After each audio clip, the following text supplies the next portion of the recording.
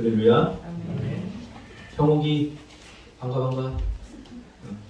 형욱이 손 들어줬어요. 형욱이 반가웠군요. 가끔 애월중학교 촬영에 가면 멋지게 생긴 청년의 뒷모습을 가끔 볼 때가 있어요. 형욱인데 형욱이가 저렇게 크고 있구나 그 생각을 합니다. 이 말씀 중심에서 신앙은 스토리다 라는 제목으로 하나님 말씀 증거하겠습니다. 너무 이 제목이 좀 식상한 것 같아서 좀 시적으로 좀 좋은 제목을 찾아보려고 아무리 노력해도 결국 찾지 못하고 그냥 식상한 신앙 스토리다 이렇게 정했습니다. 이번 주에 어떤 집사님이 저에게 그런 이야기를 툭 던졌습니다. 대화 중이 아니라 그냥 툭 던졌던 것 같아요. 목사님도 목회가 아니면 다른 사람들이 아쉬운 소리 안 하고 돈 빌릴 일도 없었을 텐데요. 나 혼자 잘 먹고 잘 살려면요. 이 말을 툭 던지는 거예요. 이 말이 저에게는 어떻게 번역이 됐냐면 교회 공동체 섬기느라고 고생이 많았습니다 라는 말로 들려서 이 함축된 문장에 참 위로를 많이 받았습니다. 그렇죠. 제가 개인적으로 제 삶을 살았다면 목회를 안 하고 왜 돈 빌리러 다니고 왜 허덕였겠습니까? 저는 그렇게 밥도 배고파야 먹고 먹는 것도 그렇게 좋아하지 않고 제가 좋아하는 건 오직 축구입니다. 축구만 좋아합니다. 지금도 EPL이 나오면 EPL 꼭 보고 잡니다. 여러분은 어떻게 살고 싶으세요? 누군가에게 아쉬운 소리 안 하고 하고 싶은 거 해가면서 당당하게 살고 싶겠죠. 한마디로 럭셔리하게 살고 싶지 않습니까? 이 럭셔리란 말을 제가 찾아보니까 영어 사전에 찾아보니까 사치스럽고 호화스럽고 안락하다란 외래어 있지만 럭셔리하다란 말은 이 영어식 표현을 국어에 그대로 차용한 표현입니다. 그래서 럭셔리하다라는 말은 영어식 표현과는 다르게 좀 긍정적으로 해석을 해놨어요. 수준이 높은 삶이라고 번역을 해놨더라고요. 김지수 작가가 이어령 교수에게 묻습니다. 선생님, 럭셔리한 삶이 뭘까요? 라고 묻자 나는 소유로 럭셔리를 판단하지 않아. 가장 부요한 삶은 이야기가 있는 삶이라네. 스토리텔링을 갖고 있느냐가 그 사람의 럭셔리지. 제가 평소에 해왔던 생각을 이 노령의 교수가 쏟아내자 제 마음속에 아싸 하는 짜릿한 쾌감을 느꼈습니다. 맞아. 좋은 아파트, 좋은 차를 타고 다녀도 천박하고 괜히 수준 낮은 사람, 괜히 불쌍해 보이고 안타까워 보이는 사람이 있었는데 그래서 그랬구나. 명품백을 들고 화려하게 치장을 했는데 하나도 부럽지 않고 오히려 안쓰러운 사람이 있습니다. 마치 난지도 쓰레기장에서 명품백을 들고 다니는 느낌을 받았습니다. 반면에 그 허름한 옷을 입고 저희 맹각교 선교사님 저희가 방문했더니 네파라고 쓴 옷을 지금 거의 7년째 8년째 입고 다니셔요. 그분이 입으면 되게 멋져 보이는 거예요. 선교사님 이거 어디서 샀어요? 그랬더니 이거 벼룩시장, 미얀마에서 벼룩시장이 열리는데 거기서 내가 10,000원 주고 구했다고 그러는 거야. 5,000원 주고 구했다고 그러는 거야. 그거 구했는데 목사님도 하나 살래요? 그래서 갔어요. 우리 다 같이. 갔잖아요. 그죠? 쓸만한 거 입을 만한 거 하나도 없어요. 다 쓰레기. 죄송합니다. 이런 표현을 썼어요. 표현의 극대화를 위해서 제가 쓴 거예요. 근데 그 옷을 이분이 참 멋져 보이는 거예요. 선교지 방문할 때마다 그 열악하고 힘든 가운데 하나하나 뭔가를 지어가고 만들어가는 그 선교사님의 사역을 보면서 참 럭셔리하다 라는 생각을 하게 되었습니다. 참 멋지다, 참 아름답다 그런 생각이 들었어요. 그런데 그런 생각을 할 수 있는 제가 참 좋았어요. 할렐루야. 좋은 차, 멋진 집을 보고 나도 저렇게 살고 싶다가 아니라 그렇게 멋진 주의 일을 하는 사람들 보면서 참 멋지다 그렇게 느낄 수 있는 내가 그래도 괜찮죠? 은혜진 씨는 어떠나요? 천박하나요? 아름다운 것을 아름답게 볼 수 있는 눈, 멋진 것을 멋지다고 여길 수 있는 눈. 사람이 교만하고 타락하면 자꾸 쓰레기 같은 것들이 멋지게 보이는 겁니다. 제가 청소년 사역을 할 때 그 문제를 많이 일으키는 아이들이 저한테 사고치고 막 그런 깜빡이가 그럴 때는 아이들 제가 사역을 했거든요. 걔네들이 그래요.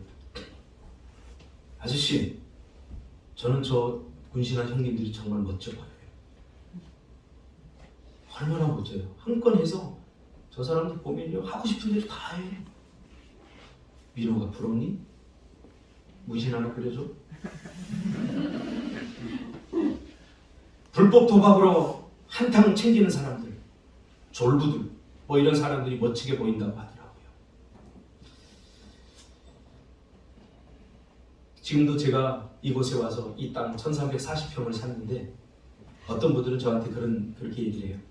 박 목사, 상한가를 칠 때 빨리 팔고 치고 빠져. 제가 주먹을 아직도 쓴다면 깡냉이 몇 개를 날리고 싶어요. 이 땅이 아무리 올라도 좀 팔고 싶은 마음이 하나도 없어요. 왜? 제가 여기 투기하러 왔습니까? 여기다 뿌리를 내리고 털을 닦아서 이 땅을 거룩한 하나님의 땅으로 다음 세대를 믿음의 세대로 뿌리 내리게 하기 위한 나무를 심어놓은 것입니다. 어제 몇 분이 교회에 와서 화분갈이를 하고 풀을 메고 낙엽을 줍고 물을 주고 정리하는 것을 보면서 제 마음속에 럭셔리하다 라는 생각을 했습니다. 그러면서 이어령 교수님은 이야기를 이어갑니다. 똑같은 시간을 살아도 이야기거리가 없는 사람은 산 게 아니야. 스토리텔링이 럭셔리한 삶을 만들어. 잘 먹고 잘 사는 삶에는 쓸 이야기, 하고 싶은 이야기가 없죠. 그렇죠? 먹고 싸고 갔다 라는 말 외에는 없습니다. 무슨 이야기를 들려줄 게 있겠습니까? 누군가에게 아쉬운 소리 안 하려고 돈을 모으고 좋은 집에서 사는 것이 꿈인 사람들이 있지 않습니까? 그래서 돈을 모으고 일을 하는 사람들, 저는 조금도 부럽지 않습니다. 하나님의 백성들은 럭셔리하게 살아야 됩니다. 그러려면 스토리가 있어야 됩니다. 하나님의 백성들의 나이는 스토리로 먹는 것입니다. 삶의 내용도 스토리입니다. 스토리가 멈추면 인생이 멈추는 거죠. 제가 가장 두려워하는 것은 그겁니다. 그래서 어떤 시인은 이렇게 고백합니다. 어떤 사람의 묘비를 쓰는데 20세에 죽고 80세에 묻히라. 저희 교회 책이 새로운 분들 중에 이 책 안 읽어보시면 반드시 받아가세요. 이거 12,000원인데 공짜로 드립니다. 수지 마주셨어요. 우리 교회 이야기에 많은 사람들이 감동하고 있습니다. 이유는 바로 스토리가 있었기 때문입니다. 우리 정영혁 지사장님이 CTS 우리 교회 저를 첫 번째 만나고 나자 며칠 있다가 목사님 책을 쓰고 싶습니다. 그래서 제가 닥쳐 그러려다가 기도했어요. 기도하면서 우리처럼 형편없고 보잘것없지만 우리보다 못한 더 힘든 교회들에게 희망을 줄 수 있겠구나. 그래서 제가 그렇다면 우리 교회의 핵심은 우리 성도들이니까 우리 성도들 한 사람 한 사람 인터뷰를 다 하고 왜 목사는 거짓말을 잘하니까 막 부풀리기도 하니까 없는 이야기도 막 과장해 살 수도 있으니까 우리 성도님들 다 인터뷰하고 그 내용을 실었으면 좋겠습니다. 그래서 나온 책이 우리 동네 작은 교회 꿈틀기 교회 이야기입니다. 여기에는 우리 성도들의 이야기, 그동안의 스토리가 담겨져 있습니다. 인도 선교 정말 힘들 때 갔습니다. 그렇죠? 준석 집사님 어제 고마워. 어제 준석 집사님이 저 여기 바그다드에 가서 커리 사줬어요. 인도 생각나더라고요. 인도를 제가 3번 갔는데 인도 생각이 나더라고요. 인도 선교 가면서 길거리를 다니면서 선교지 다니면서 울면서 다녔어요. 울면서. 그때 털보 목사님 뭐라고 그랬어요? 야, 울지 마! 울고 끝낼 거야. 괜한 감정 소비하지 말고 철저히 보고 선교해. 진짜 3년으로 울고 끝내요. 참 우리들아 복 받았다. 참 다행이다. 울고 끝내요. 울면 안 되죠. 담아야죠. 그리고 선교해야죠. 여러분, 미얀마 선교 우리 가기 위해서 얼마나 고생했습니까? 그 젊은 대학생들이 150만 원 카드론 대출해서 동방항공 타고 선교사님 한 푼이라도 더 챙겨주기 위해서 10시간씩 공항에서 기다린 적이 있어요. 직항 타면 뭐 바로 가는데 서로를 위로하고 서로를 아껴주면서 서로의 마음과 마음이 통했던 그 시간, 스토리 아니겠어요? 비즈니스 선교, 뭘 사업을 할 줄 알았어요. 비즈니스 선교를 했습니다. 카페도 하고. 아직도 저는 가끔 잘 때 과일 사세요! 희소 목소리가 들려야죠. 아직도 들려야죠. 하도 저 아가씨가, 대학생 아가씨가 과일 사세요! 막 외치니까 사람들이 도대체 어떤 아가씨가 저렇게 과일 장사하는 거야? 그리고 와서 과일 사가기도 했어요. 그 작은, 그 추운 그 안에서 우리 민지 집사가 있어요. 와플 굽도 하나 더, 이윤을 조금 더 남기기 위해서 거기다 딸기도 얹고 막 했던. 참 세상의 눈으로는 비루한 일이죠.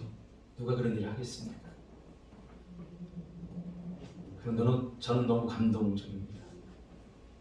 비즈니스 선교 사업장을 다 닫고 수요 예배 오는 거예요. 돈통 하나씩 다 들고 밀가루 다 묻히고 돈통 하나씩 다 들고 앉아가지고 예배 드리고.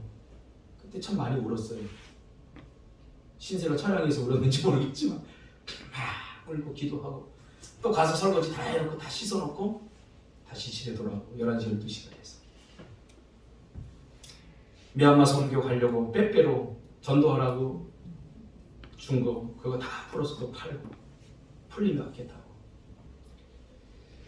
이 책을 쓸 때 정유럽 지사장님이 쓰려고 이제 출판사 사장을 만났더니 그 사장님이 그러더래요.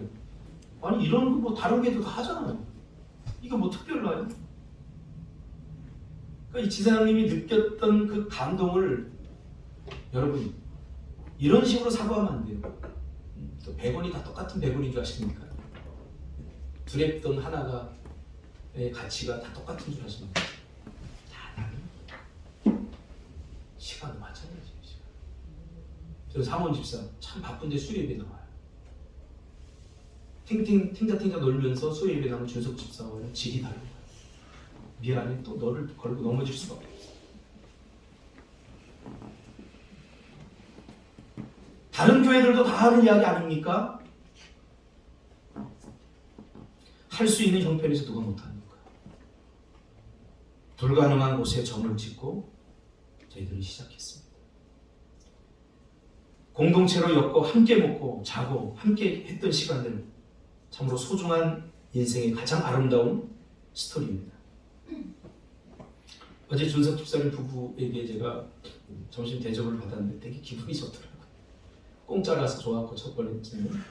두 번째는 우리 지연이 있어서 이런 표현 쓰면 안 되는데 죄송해요. 제가 좀 거칠어요. 입이 저 그지 같은 인생이 제가 갔더니 종류별로 다 시킨 거예요. 메뉴를 종류별로 다 시킨 거예요. 너무 좋았어요. 다음 주에 또 사죠. 목사님 양고기도 시키고 치킨도 시키고 커리는 커리 종류대로 제가 라를 좋아하거든요. 인도 선교 가서 라를 너무 좋아하고 8개를 먹고 체해갖고 인도 선교 이틀 동안 못했어요. 그래서 라를 막 먹으니까 더 시키고. 왜냐하면 제가 스토리를 알잖아요. 준석 집사가 어떻게 살았는지.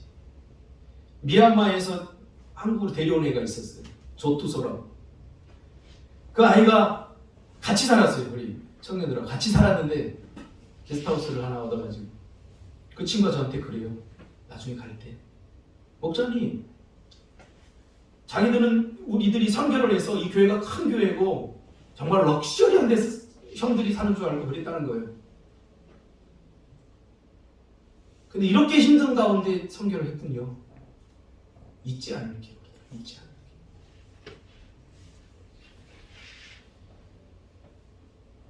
이 제주도 땅도 그렇지 않습니까? 제주도 땅이 이렇게 잘 살게 된 건 흑돼지 아닙니까? 흑돼지. 아일랜드 천주교 선교사가 신부님 오셔서 그때만 해도 아일랜드가 우리나라보다 잘 사는 나라가 아니었어요. 지금도 우리나라보다 못 살아요. 그 선교사가 안식년에 있어서 아일랜드로 들어가면 어떻게 하면 이 제주 땅을 먹고 살게 할 것인가를 고민하면서 가족이 끝이 안 나잖아요. 며칠 전에 그 방송 나왔어요. 잘 살아서 도와주는 거 아닙니다. 넘친 다음에 도와주는 게 아니라 자꾸는 흘려보내야 됩니다. 기준을 딱 정해놓고 더 이상 넘치지 않도록 기준점을 좀 낮춰야 됩니다. 이 기준점을 높이면 평생 못 도와줘요. 요만큼 참 흘러가게끔 수로를 만들어놔야 돼요. 제가 우리 교회 재정의 원칙을 그렇게 정했어요. 차고 넘친 다음에 도와주겠다가 아니라 요만큼만 참 흘러넘치게 더 이상 쌓이지 못하도록 낮춰놨어요. 제가 깜짝 놀랐어요. 우리 교회에서 선교비만 나가는 게 한 200만 원 넘어요.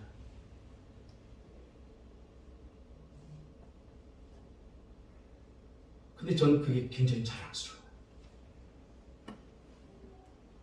오늘 본문은 아버지와 아들의 이야기입니다. 야곱과 그의 아들 요셉의 이야기입니다.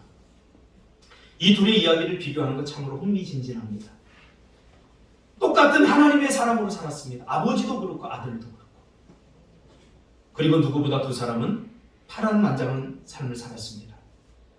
그래서 요셉이 흉년을 해결하고 그의 아버지를 애굽 고센 땅으로 불러서 바로 앞에 서서 바로가 묻혀 야곱아 내 나이가 몇이냐? 라고 묻습니다. 그러자 야곱이 뭐라고 이야기합니까? 여러분 읽었죠?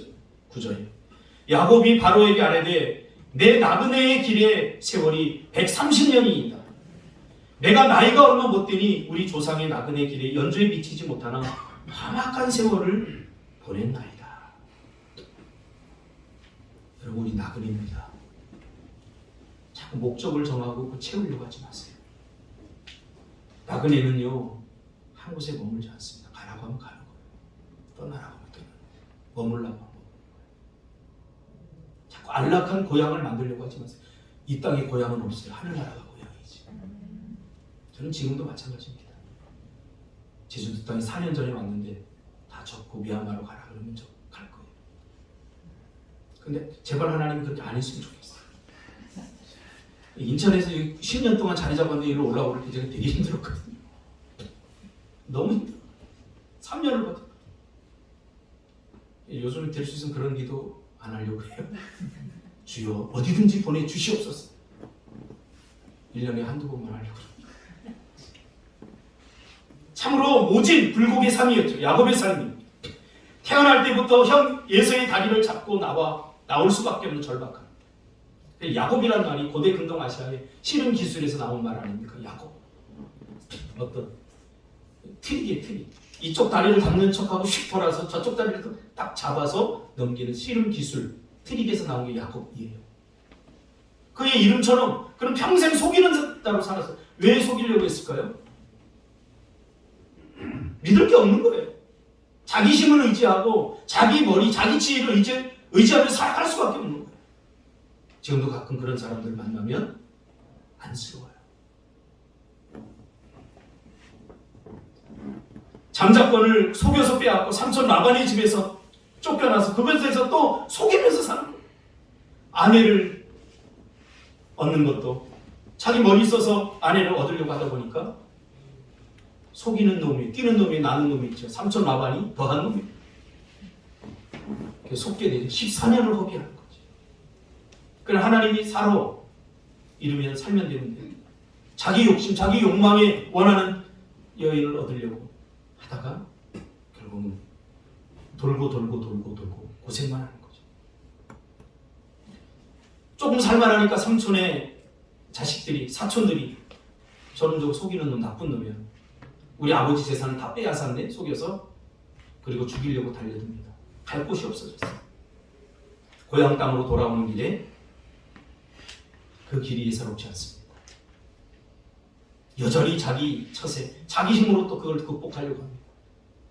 두 대로 나누고 형이 죽이면 난 도망가야 되겠다. 끝에 자기 혼자 살아남겠다고 남습니다. 참 못된 놈이지. 그런데요, 자기 힘을 의지해서 살아가는 사람들은 다 야곱과 똑같아요. 아닌 것 같아요. 다 아닌 척하고 살아가지만 하나님의 도우심을 받지 않고 은혜로 살아가려고 하지 않는 사람들은 다 이렇게 못된 것을 우리 안에 다 있어요. 누구나 야곱인 거예요. 누가 야곱에게 돌린 적이 있어? 이 야곱의 삶을 추적해보면 정말 사람은 쉽게 변하지 않습니다. 아주 지긋지긋한 완고함이죠. 완악함이죠. 잘 안 변해요. 자의식이 아주 강한 사람, 자기 고집이 강한 사람. 제 초등학교, 중학교, 고등학교 생활란에 쓰는데 선생님들이 한결같이 고집이 센 놈 이렇게 썼어요. 할렐루야. 물론 시간이 지나면서 조금 완화되긴 했지만 고집이 세고 목표의식이 강한 사람, 나중에 뭐라도 될 놈 이렇게 썼어요. 그게 참 기분이 좋더라고요. 목표의식이 되니까. 저는 누구하고 싸워도 지질 않았어요. 그 다음날 또 가서 싸우자고. 그러니까 어떤 선배가 그러는 거예요. 미안하다, 잘못했다. 야곱을 보면 저를 보는 거야. 안 쓸 거야. 요셉보다는 야곱이 더 좋아요. 친밀감을 느껴요. 하나님을 섬겨도 자기 힘으로 섬기려고 하고 살려고 하는 사람의 전형적인 모습입니다. 정말 고생이 많죠. 그런가 하면 요셉도 못지않습니다. 꿈꾼 것 때문에 형들에게 미움을 받아 죽음의 고비를 아슬아슬하게 넘기고 상인들에게 팔려 애굽으로 와서 보디발의 종이 되었죠. 그곳에서 억울하게 옥살이를 하게 되고 오랜 시간 감옥 생활을 하게 되죠. 그런데 놀라운 것은 똑같은 고생을 해도 야곱이 자기 자신의 삶을, 그 스토리를 회상하는 것하고 요셉이 평가하는 것하고 너무 다릅니다. 똑같이 개고생입니다. 질적으로 달라요. 요셉은 이 모든 자신의 고생을 원망하거나 분노하지 않고 다 감사함으로 받아들였던 것을 보게 됩니다. 똑같은 고생입니다. 45장 5절에 보면 요셉이 이렇게 고백합니다. 형들이 자신을 팔게 되죠. 그래서 형들과 조우하는 장면에서 형들이 이 요셉이 해코지 할까봐 막 조마조마할 때 요셉이 뭐라고 합니까? 당신들이 나를 이곳에 팔았다고 해서 근심하지 마소서, 한탄하지 마소서. 하나님이 생명을 구원하시려고 나를 당신들보다 먼저 보내셨나요? 할렐루야. 얼마나 탁월한 해석입니까? 신앙은 해석의 능력입니다. 똑같은 일을 겪어도 어떤 사람은 상처를 받고요, 어떤 사람은 오히려 힘을 얻습니다. 믿음이 성장한다는 것은 해석의 능력의 질을 높이는 것입니다. 요셉의 해석을 보세요. 얼마나 멋집니까? 그러나 야곱은 험악한 세월을 보냈습니다. 이렇게 해석합니다. 보냈다. 똑같은 고생을 했음에도 인식의 수준이 다릅니다. 여러분, 예수 믿어도 고생하고 예수 안 믿어도 고생합니다. 고생 없는 삶을 위해서 예수를 이용해서 뭔가를 하려면 빨리 그 마음을 내려놔요. 예수 믿어도 고생하고 예수 안 믿어도 고생해요. 어차피 해 아래에 있는 모든 고생은 헛되니 모든 것이 헛된 삶을 우리가 살아갈 수밖에 없는 인생. 똑같은 고생을 했음에도 인식의 수준이 다릅니다. 요셉은 그 고생을 고생으로 여기지 않고 자신의 고생을 아름답게 하나님의 일하는 시간으로 받아들였던 것입니다. 내 고생이 하나님께서 나를 만드는 시간이었고 하나님의 일들을 이루어나가는 시간이었구나. 하나님의 사역의 시간으로 받아들였어요. 돌아보니까 그래요. 미얀마 사역, 인도 사역, 제 목회 14년의 사역이 참으로 고달팠어요. 왼쪽으로 보면 참으로 고달팠어요. 여러분, 쌀도 떨어졌어요. 이 시대에 쌀이 떨어져서, 그 시대에 쌀 떨어졌어요 말하는 게 쪽팔려서 저희 누님도 권사님이고 형님도 안수 입사고 그런데 말을 못하겠더라고. 말. 그 손 벌리면 계속 손 벌리게 될 것 같아서 내가 굶어 죽어도 내가 목회하다 죽겠다. 그리고 손을 안 벌렸어요. 기도했어요. 그런데요, 돌아보니까 하나도 부끄럽지 않아요. 자랑스러워요. 고생을 고생으로 여기지 않아요. 저는 이 요셉의 고백이 너무 느껴져요. 왜 이런 고백을 했는지 저는 알겠어요. 삶의 체감 온도가 다릅니다. 인식의 수준이 다릅니다. 분명 고생했는데 요셉은 축복이었다고, 행복했다고 말하는 거예요. 그러나 자기 힘을 의지하고 자기 방법, 자기 힘으로 살았던 야곱, 속이는 자, 이는 험악한 세월이었다. 정말 다시 돌아가고 싶지 않다. 후회 섞인 말을 합니다. 어제도 준석 집사가 그 얘기했어요. 준석아, 닭 한 마리 시켜놓고 서로 한 점 더 먹으려고 막 싸우고, 매일 양파만 볶아준다고 태안이 투덜거리고, 태안이 어디 갔어? 숨었네요. 힘들지 않았냐? 아니, 힘들지 몰랐어요. 지나고 보니까 그때가 참 우리가 불쌍했구나. 지나고 보니까 그랬지. 그때는 정말 행복하고 좋았다. 참 감사했습니다. 스토리가 멈추면 우리의 심장이 뛴다고 해도 더 이상 의미가 없습니다. 이 스토리가 이어져야 됩니다. 인생은 혼자 걷는 길이 아닙니다. 함께 걷는 길입니다. 그래서 하나님이 교회를 우리에게 축복으로 주셨습니다. 결국은 왜 하나님께서 요셉의 삶을 형통케 하셨습니까? 요셉 혼자 잘 먹고 잘 살게 하기 위한 것이 아니라 이스라엘 공동체를 위한 몫이었습니다. 그래서 우리가 잘 되면 잘 될수록 자꾸 주변에 베풀어야 돼요. 나 혼자 잘 먹고 잘 사고 더 큰 창고를 짓고, 성경에 그런 이야기 나오잖아요. 자꾸 더 큰 창고를 지으려고 하지 말고 넓혀야 돼요. 넓혀요. 이렇게 좁게 지어놓고 쌓는 것보다 훨씬 넓혀서 수로를 밑에 뚫려놓는 게 훨씬 많이 나올 수 있어요.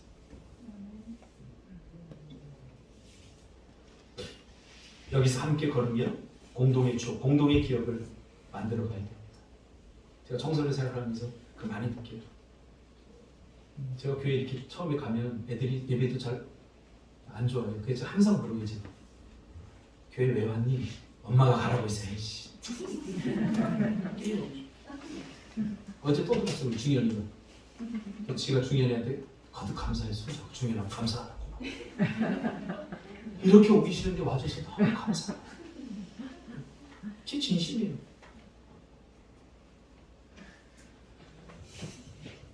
그런데 수련회 한번 하고 나면 애들이 달라져요. 근데 안 갔던 애들은 달라요. 수련회 한번 갔다 오면 애들이 막 미친 것처럼 막 찬양하고 막 그러니까 안 갔던 애들이 이 새끼 무슨 일이 있나 이상하네. 정신 이상해서. 공동의 추억을 함께 경험한, 은혜 체험을 공동으로 경험한 사람과 그렇지 않은 사람은 달라요. 교회는 공동의 추억을 남기는 곳입니다. 공동의 추억으로 엮이는 곳입니다. 그래서 제가 성경할 때 다 데리고 간 거예요. 한 사람도 빠짐없이. 여기서 나고되면 나고되기 때문에. 그때 그 감격과 기쁨이다. 왜 이스라엘 백성들 하나님께서 한 지파만과 싸워서 이겨도 되는데 12지파를 다 몇 명씩 선출해서 싸우게 했을까요? 공동의 추억, 공동의 기억, 공동의 승전보를 다 함께 누리기 위해서입니다. 그러므로 여러분, 공동체에 담기는 삶, 공동체를 담는 삶을 사시길 바랍니다. 공동체와 생사고락을 함께 하는 삶이야말로 가장 지혜로운 삶입니다. 목요일날 제가 새벽 기도 설교를 한 그 내용도 같은 맥락입니다. 잠언 3장 13절 18절 솔로몬이 썼죠. 솔로몬은 가장 이 세상에서 행복한 조건을 다 갖추었던 사람입니다. 그러나 정작 그는 행복의 이유가 to have, 소유에 있지 않다고 말합니다. 어떤 성취나 자기 꿈을 이룬 곳에 있다고 말하지 않습니다. 그의 행복의 이유는 지혜에서 찾습니다. 지혜. 여러분 지혜가 뭐예요? 주석 14년 다 설교 끝났습니다. 제가 그렇게 얘기했잖아요. 학습이 안 돼요. 저는 그냥 아무거나 짓거리면 돼요. 생각하지 말라고. 지혜가 뭐예요? 하나님이 주시는 생각입니다. 또 정답이야. 지혜가 뭐냐면 우리가 학습해서 얻을 수 없어요. 지식은 학습해서 얻는 거예요. 지혜는 하나님의 마음이 하나님의 뜻이 사람의 마음에 담기는 걸 우리가 지혜라고 말합니다. 우리 안에서 생기지 않아요. 지혜는. 그래서 하나님이 주셔야 돼요. 뭘로? 하나님의 뜻으로 우리에게 주는 거예요. 그 하나님의 뜻이 우리 안에 담기는 걸 우리는 지혜다 이렇게 말합니다. 그래서 이렇게 번역할 수 있어요. 하나님의 말씀대로 살려고 발버둥 치는 과정 자체가 지혜고 그것이 가장 행복한 삶이다.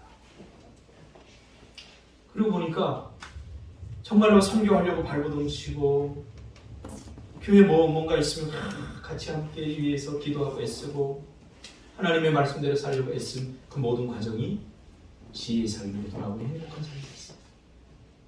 물론 세상 사람들이 보기엔 좀 치근할 수도 있겠죠. 놀러도 못 가고. 그러나 저는 다시 태어나도 바꾸지 않을 것입니다. 여전히 불가능한 곳에 점을 찍고 하나님이 원하면 떠나라고 하면 떠날 것이고 가라고 갈 것입니다. 시적으로는 이렇게 표현하고 싶습니다. 우리의 삶에 하나님의 말씀의 옷을 입는 과정. 우리의 삶에 하나님의 말씀의 옷을 입는 과정. 그것이 지혜고 행복한 삶입니다. 여기에 하나님은 행복을 몰래 숨겨 놓으신 것입니다. 지금은 예전처럼 그렇게 동국적 많이 안 해도 되고 참 감사해요. 어제도 저 수박 먹었다요. 할렐루야. 그 비싼 수박을 제가 계속 지금 기침하잖아요. 사실은 어제 저녁에 수박 먹다가 살에 걸려가지고 계속 해도 이거 뭐가 걸렸어요. 살에 걸려서 계속 기침이 나오고. 스토리가 멈추면 인생도 멈춘다는 것을 기억하시기 바랍니다. 살아도 산 것이 아닌 삶을 사는 것입니다. 기도하겠습니다.